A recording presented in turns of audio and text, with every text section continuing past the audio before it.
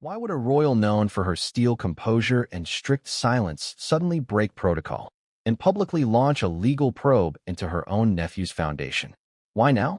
And what did she see in the sealed dossier that made her march into a room full of stunned royal aides and whisper for chilling words? It's worse than Andrew. Before we continue, please hit the like button, subscribe to the channel, and turn on the notification bell for updates. This story isn't just about Archewell or divorce papers. It's about something far deeper. Something that's shaken the House of Windsor in a way even the death of the Queen didn't. Because for the first time in decades, the royal family is being forced to police one of their own. And not because of tabloid gossip, but because of alleged fraud, betrayal, and a royal bloodline ripped apart in full public view. But let's rewind for a second. Because before Princess Anne walked into that legal chamber, before Harry fled Montecito in silence, and before a courtroom heard the name Archewell used in the same sentence as federal investigation, this story began with a phone call. Not a press call, not a palace briefing, a voicemail left at 2:13 a.m. from an unnamed insider. And according to royal insiders, that voicemail set off a chain of events that would leave Meghan Markle's entire brand, and perhaps her entire royal legacy, in ruins. But what did it say? We'll get to that. Because the shocking truth isn't just in what was said, it's who listened. Let's start with the most unexpected piece of this puzzle, Princess Anne. She's not flashy. She doesn't give interviews. She's never run a foundation, never starred in a Netflix documentary. She doesn't even have a personal social media account.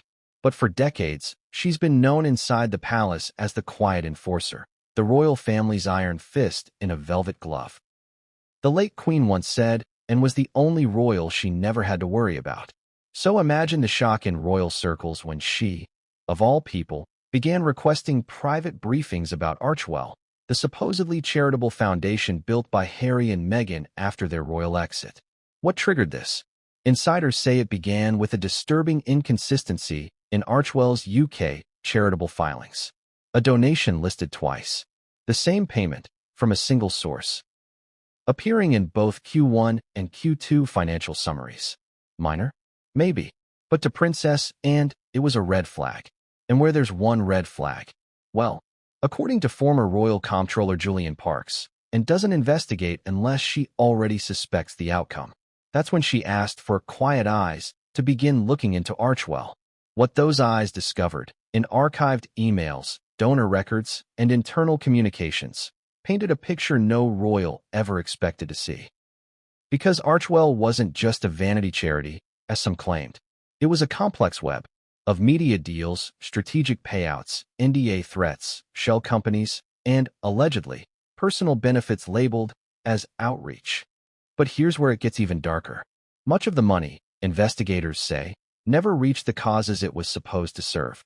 Instead, some of it allegedly went toward luxury travel, exclusive real estate consultations, and, most bizarre of all, payment to a private image consultancy firm reportedly used to suppress reputation-damaging search engine results. A fancy way of saying, hush money, digital style. The more Anne saw, the more horrified she reportedly became. Until finally, in a classified meeting with royal advisors and a crown-appointed solicitor, she made the call that shocked even the most seasoned palace aides. She wants a formal probe, one royal source whispered. She wants this on record. She's not letting this go. But why Anne? Why not Charles? It's a fair question. After all, King Charles is the head of the firm. He could have handled this behind closed doors, silently, like so many other royal crises. But this time, silence was no longer an option, because the scandal wasn't staying in the palace. It was exploding across continents. And worse, it was becoming personal. Meanwhile, over in Montecito, the silence was growing louder. For weeks, Meghan Markle had been unusually quiet. No new lifestyle ventures. No sudden announcement drops via Variety or People magazine. Not even a staged pap stroll with Archie at a farmer's market. She was off-grid, and that was strange. Because Meghan, as anyone paying attention knows, doesn't go silent unless she's preparing a counterstrike. But inside the walls of their Montecito mansion, things were far from calm. According to multiple reports, Harry had moved into a separate wing of the home. His security team had been reassigned. And, perhaps most telling of all, An attorney known for high-profile divorce negotiations was spotted entering the gates just past midnight. Some said it was just a rumor. Some said it was business-related. But then a headline dropped. Prince Harry allegedly seeking full custody over Archewell image rights. That's when everything snapped into place. Because this wasn't just a financial scandal. It was the implosion of a royal marriage, a charitable empire, and possibly a carefully curated public myth. But who was behind the lawsuit? And why was Archewell suddenly at the center of a US-based federal audit? Even more bizarre, why did Princess Anne know before Meghan and Harry did? Back at Buckingham Palace, Princess Anne wasn't alone anymore. By now, legal advisors, forensic accountants, and at least one former member of the Serious Fraud Office were in active consultation. All on Anne's private commission. She wasn't waiting for Charles. She wasn't briefing the press. And most importantly, she wasn't denying anything. But here's where it gets really uncomfortable. Because while all this was unfolding, Meghan Markle received a letter. Not from the press, not from the IRS, but from the Office of the Lord Chamberlain, the same office that handles internal royal crisis management. Inside that envelope, according to a senior royal aide, were formal inquiries into the operations, transparency, and offshore relationships connected to Archewell. And at the bottom of the letter, Princess Anne's signature. No official royal seal. No Buckingham Palace header. Just a single, chilling line beneath her name. For the integrity of the crown, this cannot remain unanswered. But even that wasn't the biggest shock. Because while Meghan was reading that letter, someone else was about to blow the entire story wide open. A whistleblower. Someone who had worked inside Archewell. Someone who knew exactly where the money went. And someone who had proof. But what they revealed wasn't just about money. Or Meghan. Or even Harry. It was about something far more damaging. Something that would explain why Harry walked out.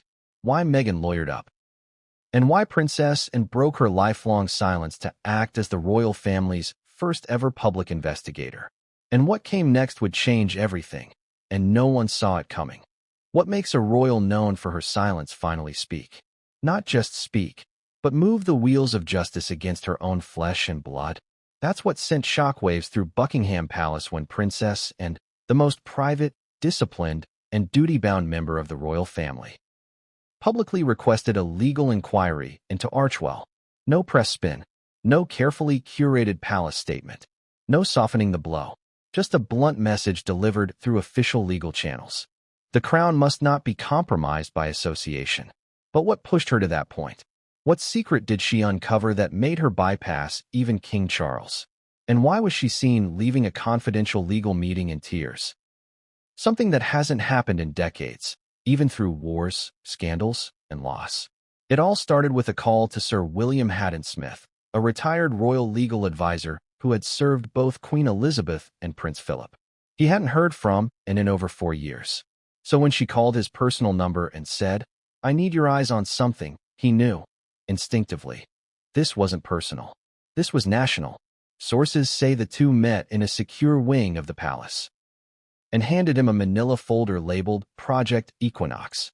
Not Archewell. Project Equinox. Why that name?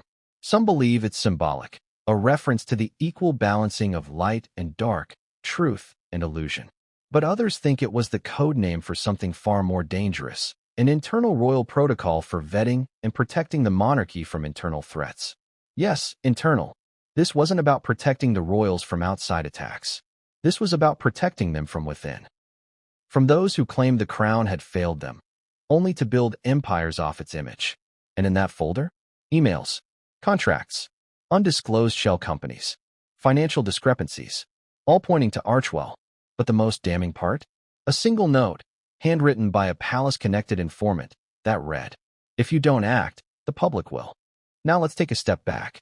Princess Anne has never been accused of emotional outbursts or media meddling. If anything, she's famous for her stoic endurance and ruthless work ethic. Some call her cold, others, the last true royal. But when her father Prince Philip passed away, something reportedly changed in her. She became quieter, more watchful, less forgiving of theatrics. And insiders say she had deep reservations about Meghan and Harry's exit, not because they left, but because of how they left. With cameras, with deals, with a story to sell, one that subtly, and sometimes not so subtly, painted the family as villains, and stayed silent, even when the Oprah interview aired, even when Meghan compared royal life to the calm before a storm, even when Harry publicly criticized Charles's parenting. But silence, in this case, was not acceptance. It was observation, and behind the scenes, and was reportedly building a case. One piece at a time. But here's where things take a strange turn. In late spring, before her public probe request, Princess Anne was spotted leaving Gray's Inn, one of the oldest and most prestigious legal institutions in the UK. She wasn't there for ceremony. She was there for a closed-door consultation, the kind usually reserved for matters of national importance or royal security. No one knew at the time what it was about. But now, looking back, it's clear. That was the moment she made her decision. To take this public. To take it legal. To hold Archewell, and by extension, Meghan, accountable. And once she made that decision, she acted with military precision. First, she briefed Lord Edward Fernley, a senior advisor to the Crown on constitutional matters. Fernley has worked with every monarch since Queen Elizabeth II and is known for his encyclopedic knowledge of royal charter law, including the obscure clauses that allow a senior royal to pursue civil inquiry against a former royal entity. Yes, there's precedent, and yes, and was prepared to invoke it. Next, she held a rare joint session with the Royal Legal Committee, a group of 7 high-level legal experts assigned to monitor and maintain the Crown's legal interests in Britain and abroad. The meeting reportedly lasted 6 hours. Witnesses say and came prepared with 3 binders, color-coded, filled with annotated documents. She didn't speak for the first hour. She let the evidence speak for itself. But when she did speak, when she finally rose from her chair and addressed the group, the entire tone changed. One source inside the room later described her voice as measured, but emotionally freighted. She said, "We have suffered scandal before, but never at the hands of those who use the Crown to build their brand and then burn it down behind them." She continued, "This isn't about gossip. It's about integrity. And we will not sit idly by while the family's honor is tied to lawsuits, audits, and unreconciled money." Chillingly, she ended with a direct order. "I want a formal legal probe into Archewell's conduct, financial, reputational, and royal." And here's the kicker. She didn't inform King Charles beforehand. Why? Because Charles, according to insiders, was paralyzed, torn between a father's heart and a monarch's duty. Some say he was too slow, fearing public backlash. Others believe he still hoped to mend things with Harry. But, and ever the soldier, saw indecision as a threat. And in a family built on duty, not feelings, duty won. By invoking her legal rights as a senior royal under Clause 12 of the Sovereign Interests Act, and bypassed the king and activated her own commission. The last time this clause was used? 1987, during the internal investigation into Prince Andrew's dealings with foreign diplomats. It had never been used against a non-working royal, until now. Now let's address the media bomb that followed. Once Anne's probe became public, it exploded across headlines in the UK, Canada, and even the US. Why? Because no one, not even the most cynical royal commentator, expected Princess Anne to go this hard. Not against Harry, not against Meghan, and certainly not against the one foundation they claimed would change the world. But the moment her legal probe hit the press, everything changed. News outlets began re-examining Archewell's records. Donors started asking questions. And most disturbingly, an internal Archewell team member resigned within 48 hours. A quiet resignation. No statement. No post. No farewell. Just gone. And that's when the media began circling.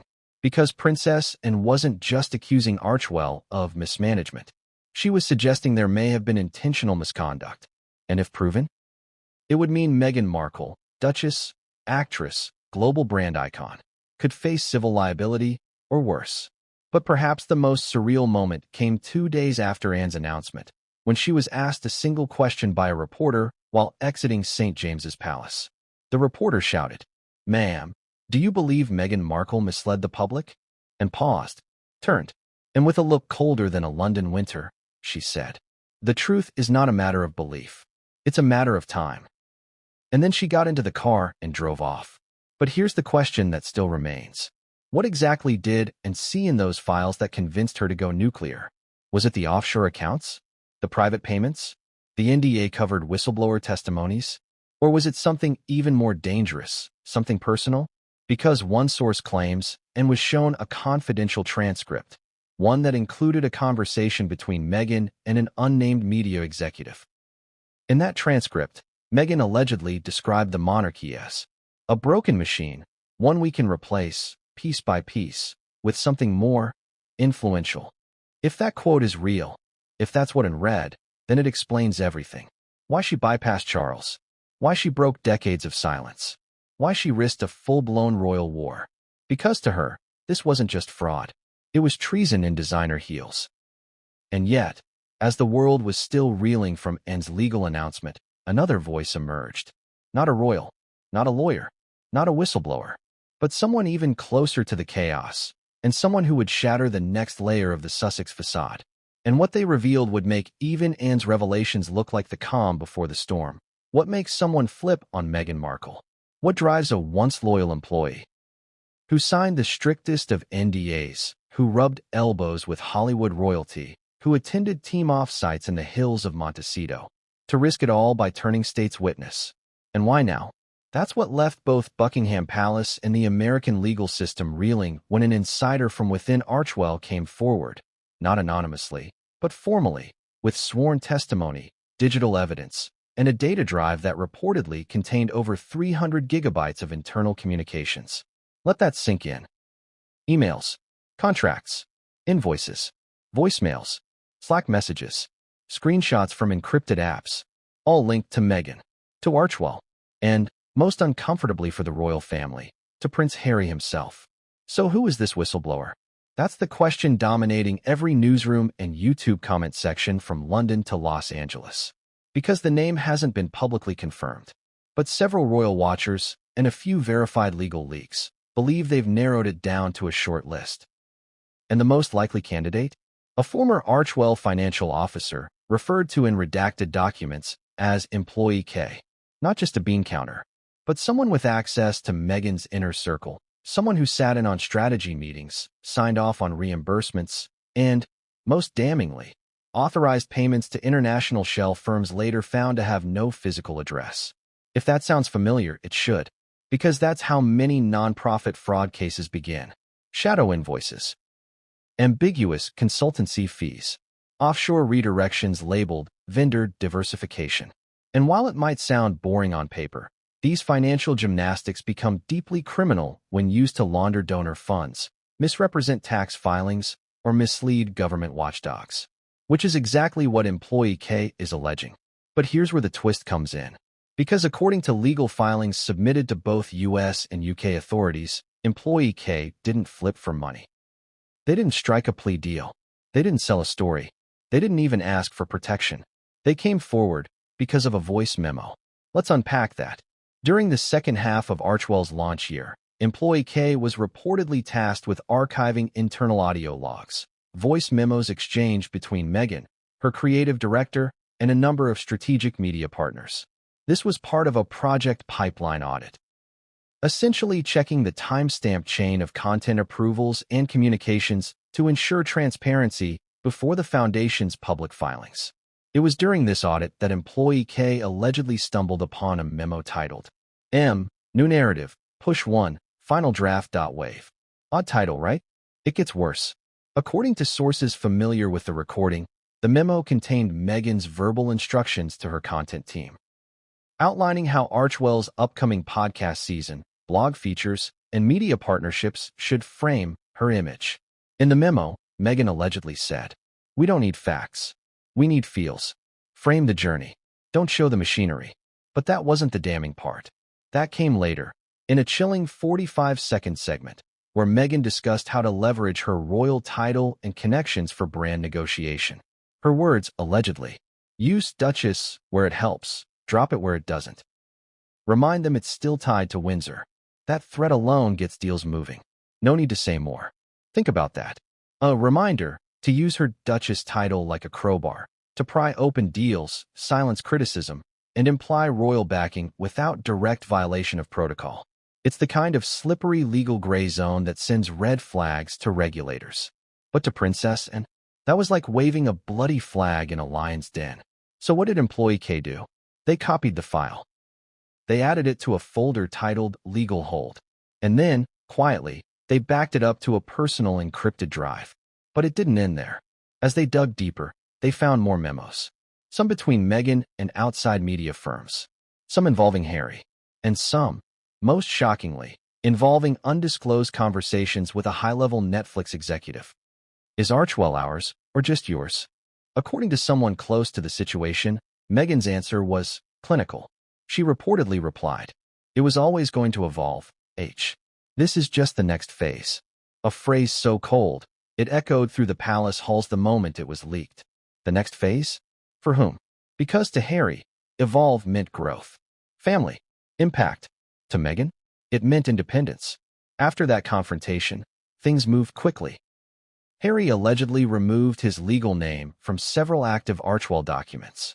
Meghan began working from a separate residence in California, rumored to be a Malibu estate owned by a powerful Hollywood producer. And the whistleblower? They've disappeared from public view, protected by legal confidentiality, perhaps even under formal whistleblower statutes. But their impact? Unforgettable, because they didn't just bring Archewell's secrets to light. They shattered the illusion of unity. They showed us what really happens behind the smiling Instagram posts. They forced the royal family and the world to look past the fairy tale. And what they revealed would open the door for a lawsuit so shocking, no one saw it coming.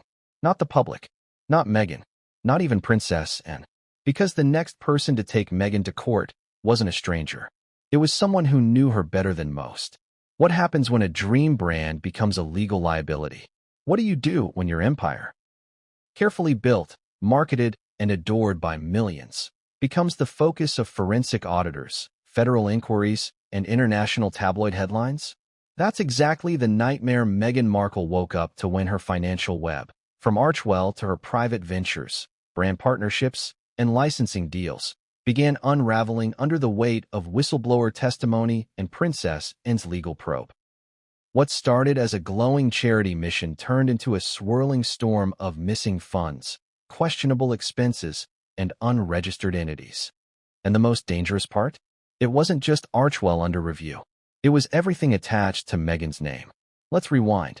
In the months following Meghan and Harry's dramatic exit from royal duties in 2020, the Sussexes established Archewell as a nonprofit media and charitable foundation. But that wasn't all. Behind the scenes, Meghan began building what insiders have dubbed the Duchess brand, a multi-pronged empire that combined Archewell Foundation, nonprofit entity, Archewell Productions, for-profit media arm, trademarked merchandisable lines, wellness, skincare, home decor, lifestyle blog revival projects, hinted to be a new TIG, private consultancy deals through Delaware-registered LLCs.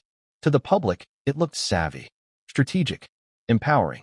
But to investigators, especially after employee case files were opened, it looked blurred. Blurred lines between personal income and charitable outreach. Blurred structures between Meghan's private companies and Archewell's resources.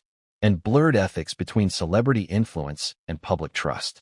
Take, for example, the now infamous $4.2 million Global Empowerment initiative Meghan cited during a 2022 awards ceremony. The project, according to Archewell's site, aimed to uplift and train young women through storytelling, mental health support, and media access. Sounds noble, right? Until whistleblower documents revealed $750,000 went to a luxury production firm whose previous work included perfume commercials and celebrity docuseries. $180,000 was allocated to executive travel support, including private jet rentals between LA, Toronto, and New York. $1.1 million was marked as consultancy fees, but redacted with no vendor names. And most bizarre of all, $38,000 listed as aura recalibration services. What does that even mean? Even Meghan's most loyal fans couldn't defend that one, and investigators were quick to pounce. Because in the nonprofit world, every dollar must be accounted for, and that kind of language, it doesn't just raise eyebrows. It raises subpoenas, but it doesn't stop there. Another report, this one dug up by the Times UK, found that one of Meghan's Delaware LLCs had billed Archewell for brand alignment meetings, media optics preparation, and image rights negotiations. Translation: the nonprofit allegedly paid Meghan's private company for services that directly benefited her public image, not the foundation's charitable mission. And that's the red line. Because when a charity starts redirecting funds toward personal image campaigns, it's no longer just bad optics. It's potentially charity fraud. And in the U.S., that carries serious penalties. Fines, license suspension, even jail time, if intent is proven. Now, let's be clear, no formal charges had been filed at the time of the revelations. But multiple regulatory bodies, including the California Department of Justice and the IRS Charities Division, were said to be conducting active reviews. Princess and's legal team? They weren't waiting for conclusions. They were building their own. Let's talk about the Curated Life brand, a Meghan-backed lifestyle line that was, according to sources, weeks away from a global launch when everything hit the fan. The brand's focus? Ethical fashion, eco-sourced wellness teas, crystal-infused bath products, inspirational quote cards branded with a gold D for Duchess. The project was designed to be Meghan's answer to Goop. And yes, it was expected to pull in millions. But here's the problem. Some of the research, strategy, and even media testing for this venture was allegedly done using Archewell production staff and interns, paid under the nonprofit budget. One leaked memo titled Project Align, Synergy Stream explicitly outlined how Archewell video editors could moonlight as testing consultants for Meghan's private label in exchange for brand loyalty equity, a term that shocked even hardened investigators. Why? Because brand loyalty equity isn't a thing in nonprofit law. It's a manipulation of two separate systems, charity and corporate, into one unsanctioned hybrid. And that kind of creative structuring, while clever, can be seen as deeply unethical, if not outright illegal. But perhaps the most damning exposure came from a single spreadsheet. Buried in Employee K's encrypted folder, the spreadsheet, titled Costs, Classified, Do Not Share, broke down over 2 years' worth of Archewell expenditures. It included a $97,000 invoice labeled Press Shielding Strategy, Year 1, a $210,000 allocation to a PR firm known for opposition research, typically used in political campaigns, $13,400 for wardrobe alignment and photogenic uniformity for Meghan's public events, $2,700 listed as emergency press pulse override. That last one, still a mystery. But investigators believe it's related to rapid media suppression or influencer outreach during scandals. Not exactly the language of charity, and certainly not what donors expected when they gave to support mental health for children in underserved areas. Now here's where it gets more tangled. Meghan's defenders argue that she's not the first celebrity to operate this way. Plenty of public figures maintain nonprofits while also running for-profit brands. Plenty of them use overlapping teams. And in today's social media world, branding is part of visibility, which is part of impact. Fair point. Maybe. But what sets Meghan's case apart, and what made Princess and furious, was the use of royal language, symbols, and titles to amplify it all. Internal documents showed Meghan's team routinely discussing how to tie Archewell campaigns to royal traditions or leverage former palace affiliations. There was even a slide from a pitch deck that read, Duchess authority, used sparingly, but effectively, especially in UK outreach. And that crosses the threshold from brand to misrepresentation. Because while Meghan is legally allowed to retain her title, she cannot use it for commercial or promotional gain, especially not in conjunction with a charitable entity. Princess and didn't just see financial confusion. She saw a reputational hijack. The monarchy's image being subtly weaponized for personal profit. And for someone as fiercely loyal to the crown as Anne, that was more than unethical. It was unforgivable. So where does this leave Meghan's empire? In shambles. In the aftermath of the leaks and the ongoing investigations, the launch of the Curated Life line was postponed indefinitely. At least 2 brand partners quietly exited their contracts. Netflix was reportedly reevaluating future collaborations. Dior pulled back from a rumored fashion ambassadorship. Archewell's tax filings are being reviewed for compliance discrepancies. And Meghan herself? Sources say she's lawyering up with a white-glove crisis legal team that has handled celebrity tax audits, defamation countersuits, and even preemptive settlements in the past. But behind closed doors, it's panic. Because this isn't just about bad press anymore. This is about money, titles, legacy, asterisk asterisk, and Meghan's entire brand. From Duchess to Hollywood force, depends on maintaining an image of elegance, purpose, and untouchable moral authority. That's what Archewell was supposed to symbolize. That's what drew in fans, donors, awards, and glowing magazine covers. But now, every award speech, every glossy interview, every Instagram caption, it all looks different when you know what was happening behind the scenes. And yet, just when it seemed Meghan's empire couldn't fall any further, a lawsuit hit the court. Filed not by a journalist, not by a royal, not even by a stranger, but by someone who once called Meghan a sister, someone who had been in her home, someone who helped build Archewell from the ground up, someone whose name is redacted in court filings, for now, but whose accusations. They're going to blow this entire story open. And what's inside those legal documents might just destroy the last piece of Meghan's carefully constructed image, asterisk asterisk. The moment the lawsuit hit the court docket, it was like dropping a lit match in a room filled with gas. Whispers that had been circulating for months suddenly became official allegations. And at the center of the explosion, Meghan Markle, the plaintiff, whose name was initially redacted under protective order, had filed in California Superior Court, alleging breach of contract, intentional infliction of emotional distress, fraudulent misrepresentation, and most shockingly, intellectual property theft. The world stopped. Because this wasn't some outsider looking to cash in. This wasn't a media smear campaign. This was someone who had built Archewell alongside Meghan. Someone who was in the room where the pitch decks were drafted. Someone who had helped pen the very language on the foundation's mission statement. And now, they were turning on the Duchess and bringing receipts. Let's talk about the allegations. According to the 63-page lawsuit, the plaintiff, let's call her R, claimed that she had co-created a media concept and branding framework for Archewell before the foundation was even formally incorporated. They had brainstormed the themes, tested slogans, designed the logo concept, even registered a preliminary domain name, archresonate.com, that later redirected to Archewell.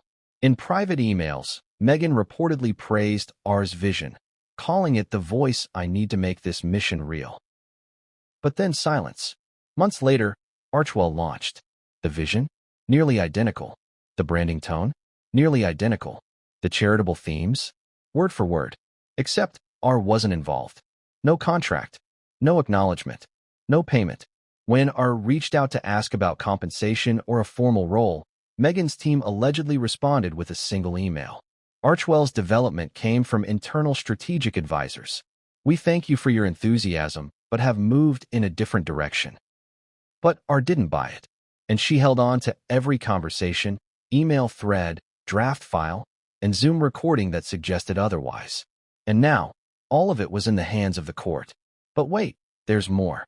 R didn't just accuse Meghan of stealing her work.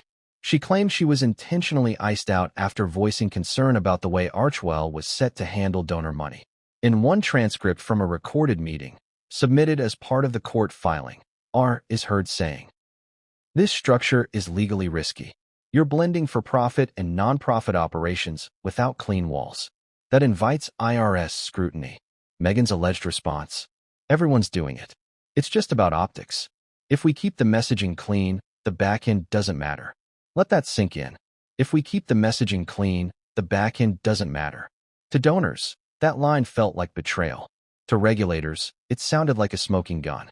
And to Princess Anne, it confirmed her worst fears. Back in London, the Royal Legal Committee had already flagged this potential lawsuit weeks prior. One of Anne's advisors reportedly said, "We were warned something big was coming. We just didn't know it would be this personal or this explosive." Because this wasn't just a financial lawsuit. It was a moral indictment. R went on to detail her emotional collapse after being ghosted by Meghan and her team. How the betrayal left her in therapy, struggling to recover not just her career, but her trust.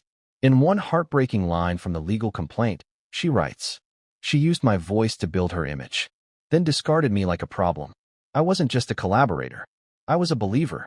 And that line, It hit the internet like a thunderclap, because suddenly, all the carefully crafted narratives about female empowerment, sisterhood, and authentic storytelling began to crack. The very values Meghan had built her post-royal identity around were now being used against her. But Meghan's legal team wasn't sitting still. In a rare move, her attorney issued a press statement the day after the filing. These claims are without merit. Ms. Markle has always operated with integrity, transparency, and commitment to her philanthropic mission. We look forward to vigorously defending her good name. But the damage was already done. Within 48 hours, Archewell lost a six-figure speaking engagement with a global women's summit. A leading retailer paused their promotional campaign featuring Meghan-branded tea products. A celebrity wellness influencer, rumored to have signed on for curated life, withdrew, citing brand value misalignment. And perhaps most tellingly, Spotify wiped Meghan's podcast from its front-page recommendations. No announcement, no drama, just gone.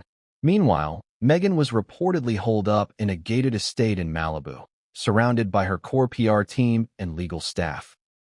One source said the mood was chaotic but combative. "She's hurt," the insider said. "She didn't expect this to go nuclear. She thought she could weather the Archewell stuff, but not this. Not someone she trusted turning on her." Another source claims Meghan still believes she'll win. She's convinced the lawsuit is opportunistic, that she can explain it away as creative overlap. She thinks she's still in control. But is she? Because behind the scenes, a much darker possibility is emerging. Archewell may not survive this. If regulators confirm misuse of nonprofit resources, if R wins her lawsuit and proves systemic deception, if further whistleblowers follow suit, then Meghan's financial empire, her brand, her visibility, her future revenue streams, could collapse in on itself. And the worst part? She wouldn't be the only casualty, because Harry's name is on some of those documents too. And if the foundation goes down, the ripple effect could touch custody negotiations, title privileges, and royal inheritance access. That's why Anne moved when she did.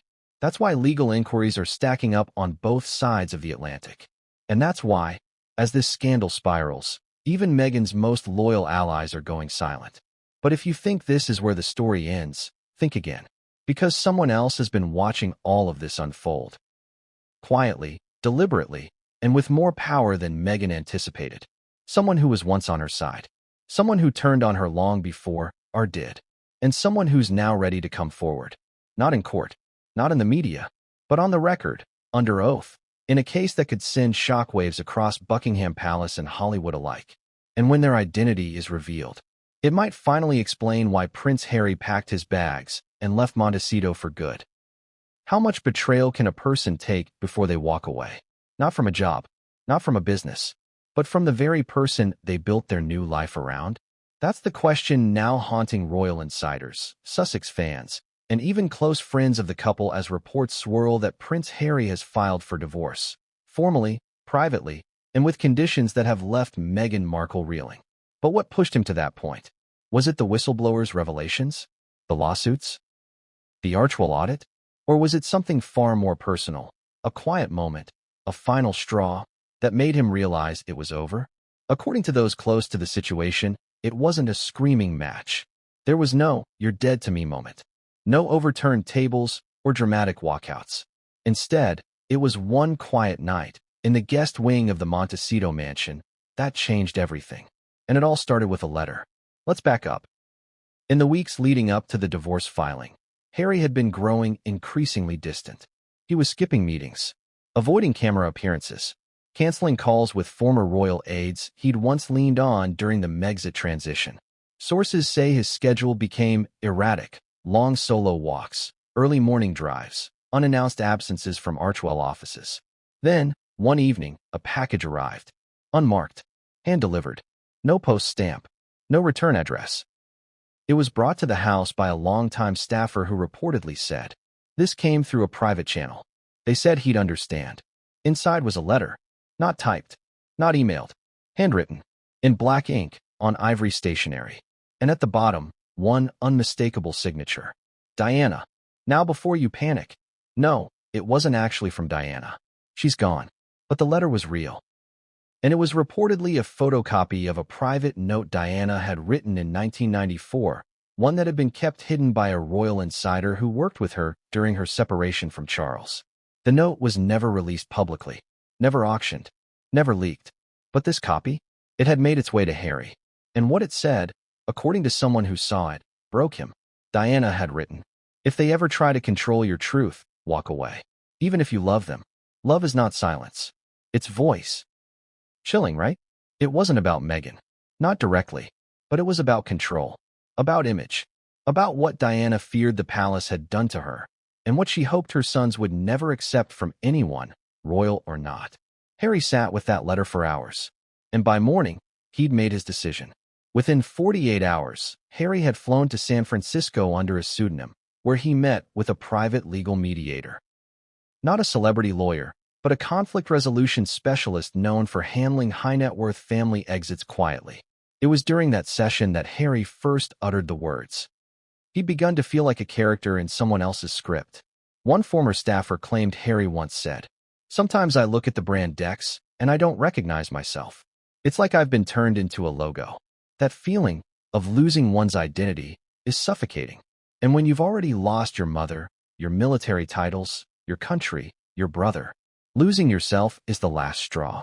But there was one moment, according to multiple palace sources, that solidified Harry's decision.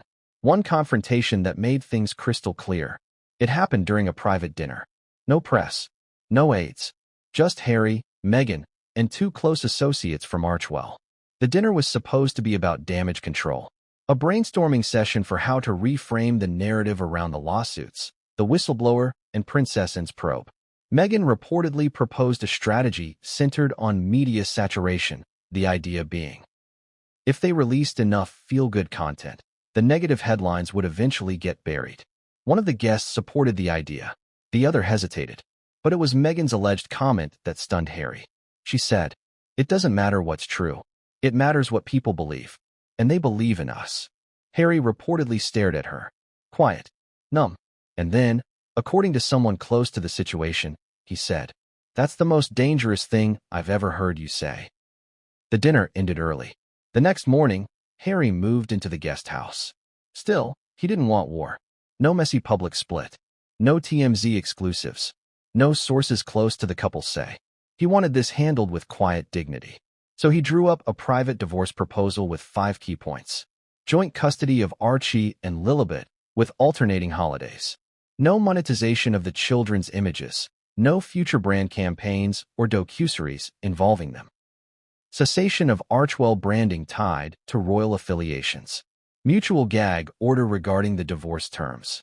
Reinstatement of privacy boundaries, including physical separation and security adjustments. When Meghan received it, she was reportedly stunned. Not angry, not panicked, just blindsided. One friend described her reaction as like watching someone's oxygen get cut off. Because for Meghan, Harry wasn't just a husband. He was the narrative, the story, the redemption arc. The connection to royalty that gave her brand its backbone. And now he was gone. But before she could respond, before lawyers could even redline the draft, Harry made a second move. He flew to London. Alone. Not for PR. Not for the cameras. But to meet, quietly, with King Charles. The meeting, which reportedly lasted 4 hours, was held in a private sitting room at Clarence House. Charles was shocked to see him. Harry explained everything. The lawsuits. The whistleblower. The brand erosion. And most of all, the emotional toll. Charles, insiders say, was softened, if not entirely supportive. But the surprise of the meeting? Not Charles. It was Princess Anne, who arrived unannounced halfway through the conversation. The woman who had launched the probe. The iron-willed royal who had held Meghan accountable. She and Harry reportedly spoke alone for 20 minutes. No aides. No lawyers. Just family. What was said in that room? No one knows. But when Harry left, his expression had changed. Determined. Resolute. But strangely relieved. The next day, his lawyers filed the initial divorce request. No media alert. No red carpet scandal. Just a single line in the California family court system. Petitioner seeks dissolution of marriage due to irreconcilable differences. The media caught on 3 days later. But by then, Harry had already returned to London. staying, according to reports, in Frogmore Cottage, alone. So where does this leave Meghan? Scrambling. Reports say she was blindsided, betrayed, and emotionally devastated. She has allegedly contacted multiple crisis PR firms, met with top divorce attorneys in California, and is now preparing a counter-narrative for when the story inevitably breaks wider. But she knows, deep down, the damage is already done.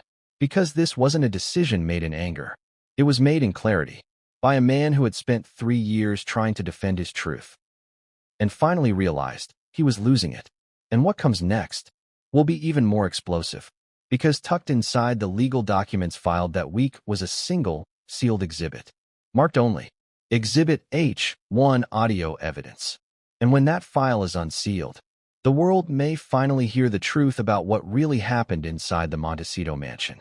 And what Harry caught on tape will break the internet. So what was in Exhibit H1? The audio file that Harry submitted under seal. The one labeled only private recording, not for public distribution, had already begun circulating among legal insiders. But its contents weren't gossip. They were devastating. Because, according to multiple legal sources who reviewed the submission, the audio wasn't just a conversation. It was an argument, a late-night verbal exchange, captured by a hidden recording device in the Sussex Montecito estate, allegedly recorded without Meghan's knowledge. And the voice that dominated the first half? Meghan's. What began as a heated debate over the Archewell lawsuit escalated into something else. Something raw, something unrehearsed. And in that unfiltered moment, the myth cracked. On the recording, Meghan allegedly accuses Harry of going soft, of not defending the brand, of choosing silence when the public needs a statement.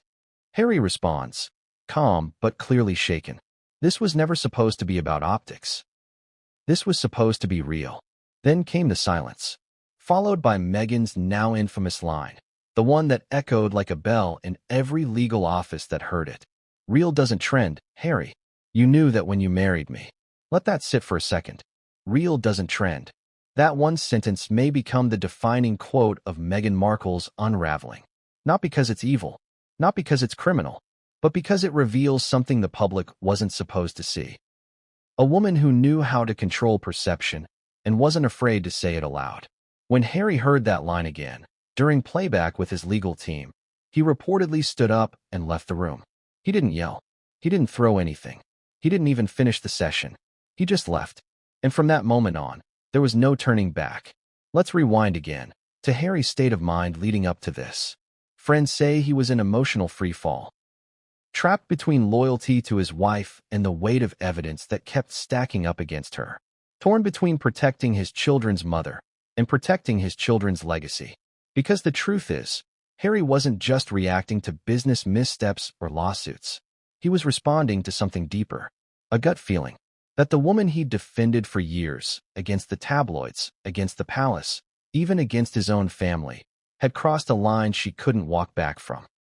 And not just publicly, privately, emotionally, strategically.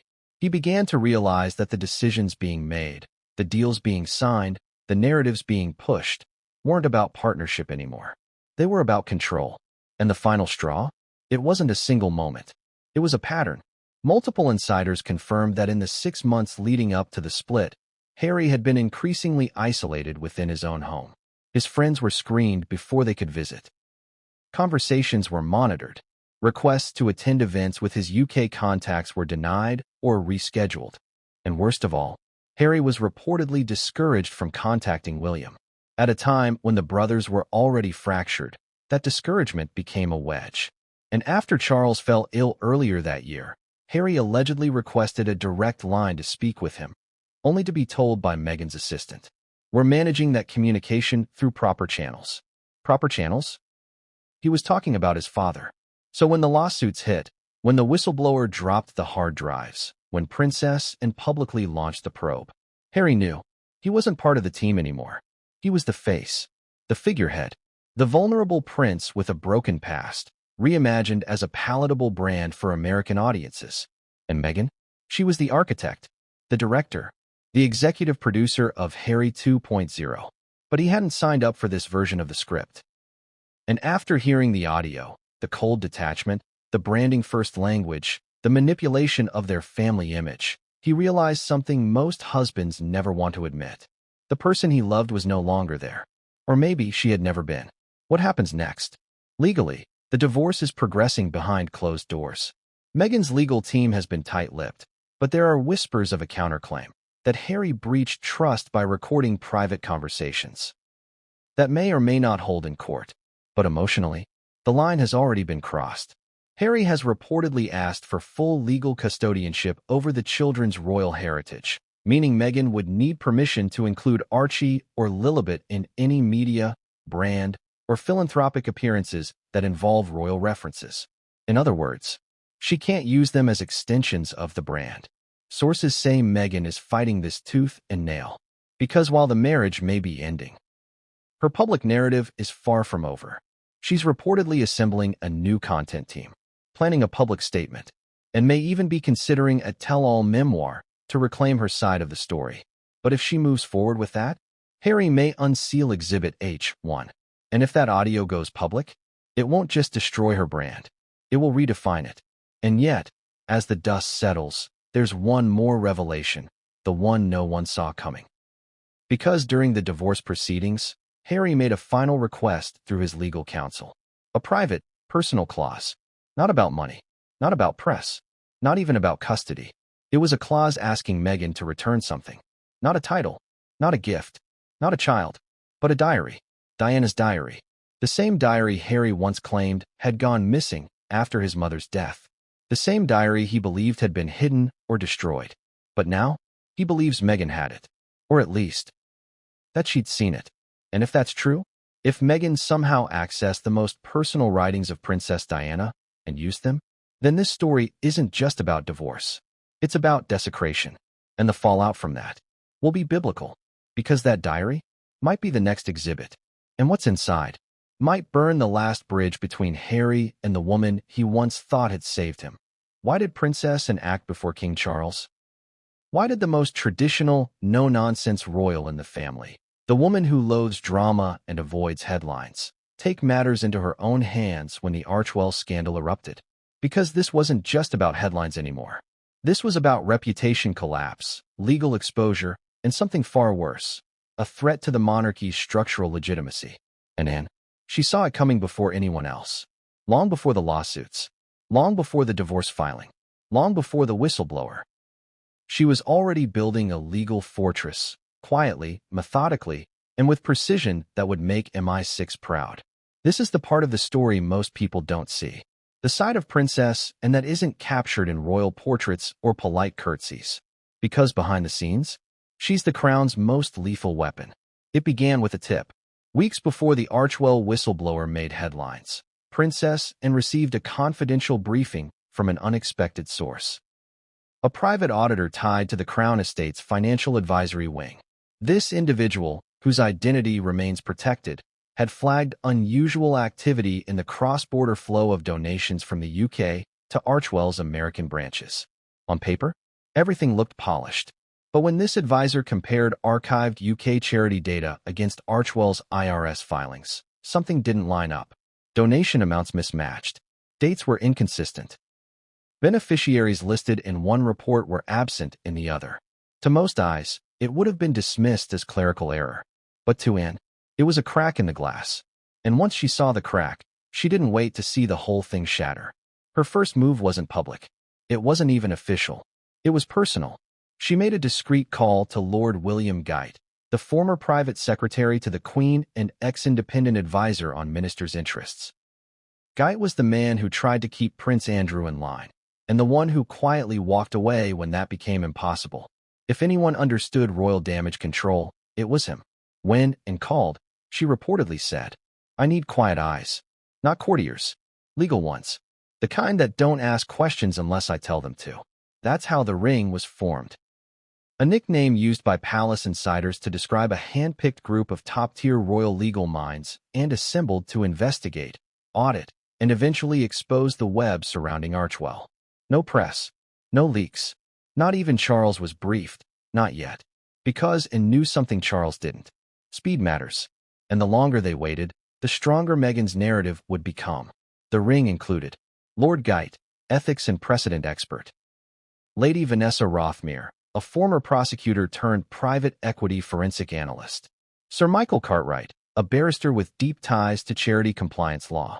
Dr. Eleanor Millsbury, an academic and strategist specializing in the legal preservation of monarchy structures in modern democracies.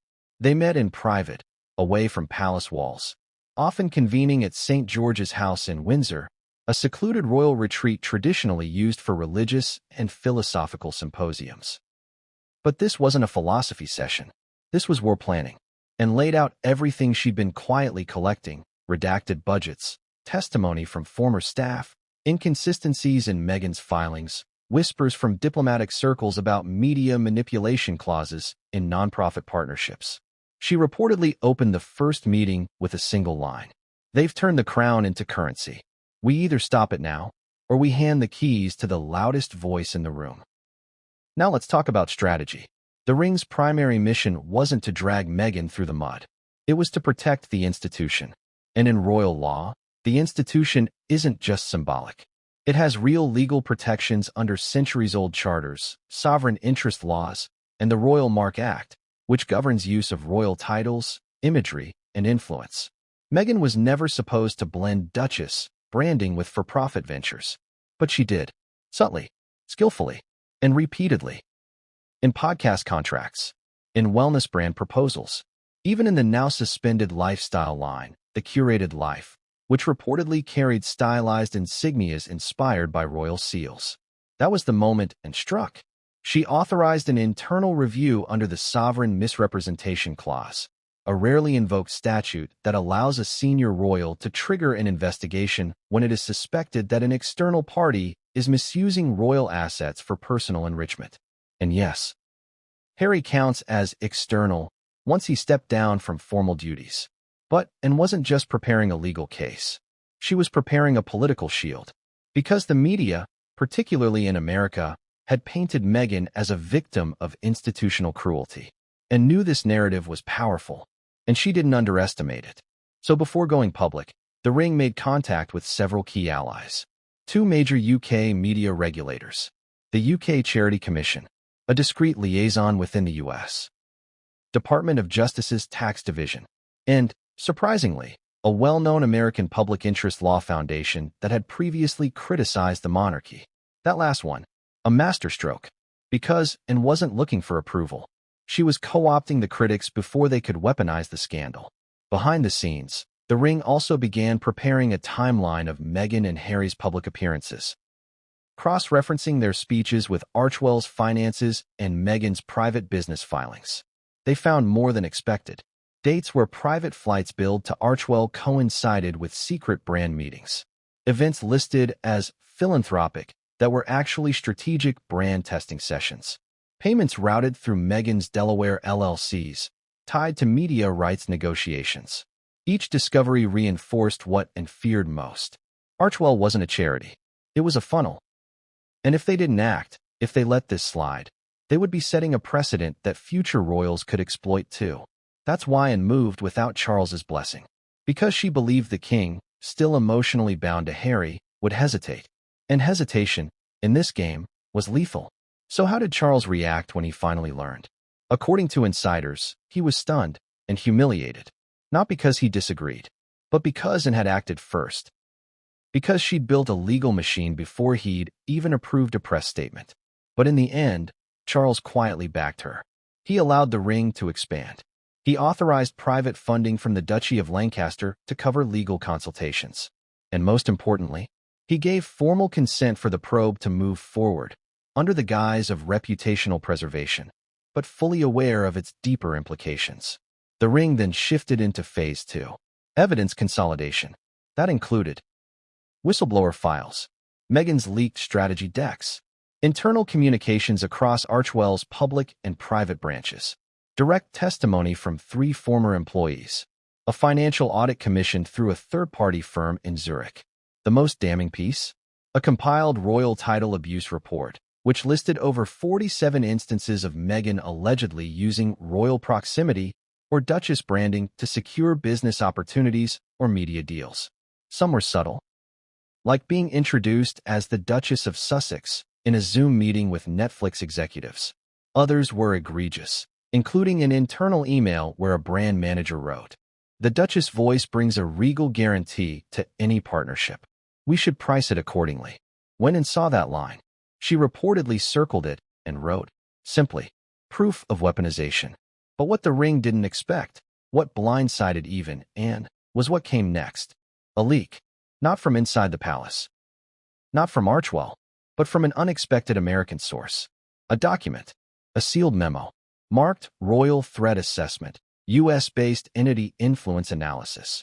And inside that document was something no one in the royal family was prepared to hear, because what it claimed could expose Meghan to something far more dangerous than bad headlines. And the agency watching her wasn't British. It was federal. The sealed memo arrived in a plain envelope. No royal seal. No courier. Just a standard diplomatic pouch delivered from the British Embassy in Washington, D.C. Inside, a document with a chilling header. Royal Threat Assessment, U.S.-based entity influence analysis. Prepared by Foreign Influence Monitoring Subdivision, U.S. Department of the Treasury. That's right. The U.S. government had been quietly monitoring Archewell-linked transactions, not because Meghan was royal, but because of the growing financial irregularities tied to Cross.